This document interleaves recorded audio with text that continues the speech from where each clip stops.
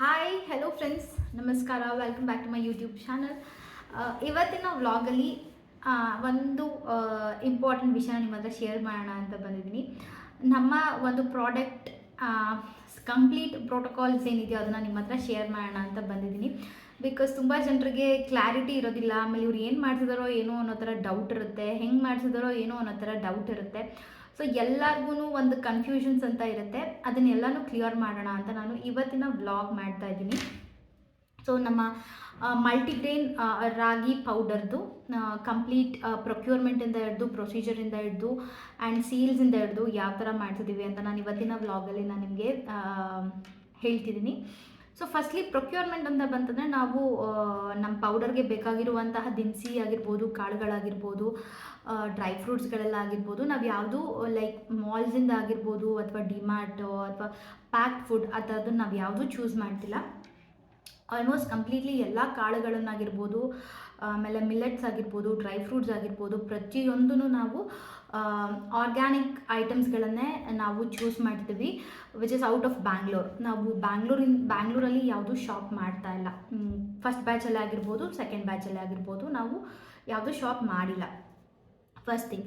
Second thing, organic items ಕಾನ್ಸಂಟ್ರೇಷನಲ್ಲಿ ಇಟ್ಕೊಂಡು ನಾವು ಮಾಡಿದ್ದೀವಿ.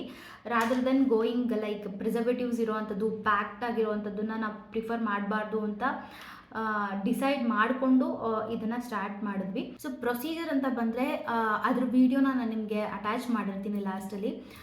ನಿಮ್ಗೆಲ್ಲರಿಗೂ ಒಂದು ಕ್ಲಾರಿಟಿ ಸಿಗುತ್ತೆ ನಾವು ಹೇಗೆ ಮಾಡ್ತಿದ್ದೀವಿ, ಏನು ಮಾಡ್ತಿದ್ದೀವಿ ಅನ್ನೋದ್ರ ವಿಚಾರವಾಗಿ.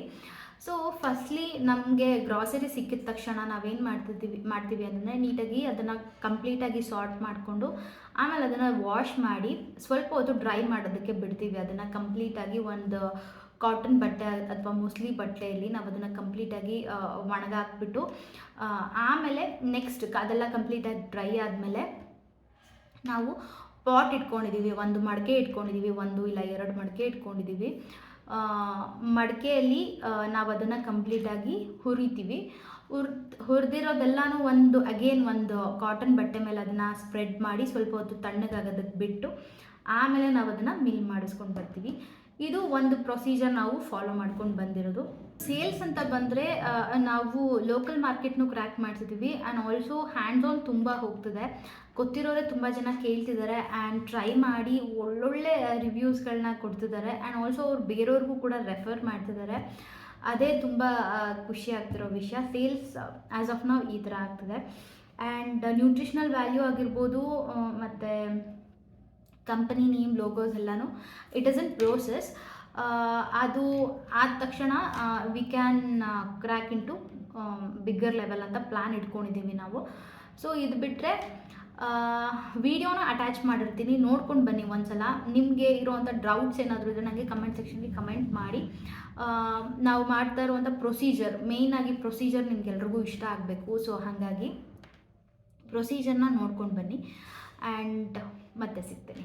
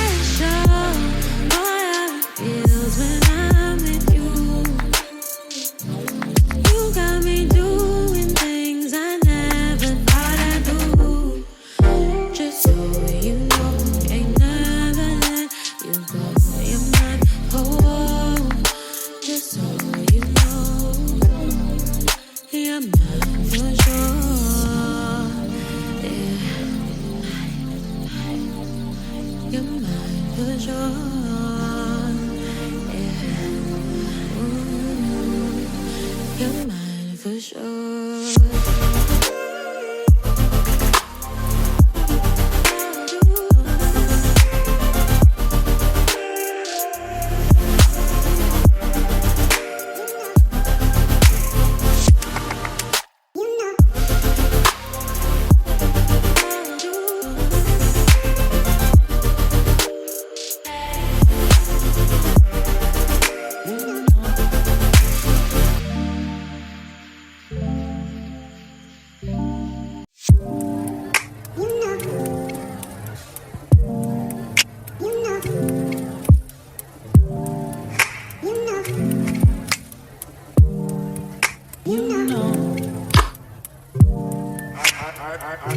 I begin to I begin to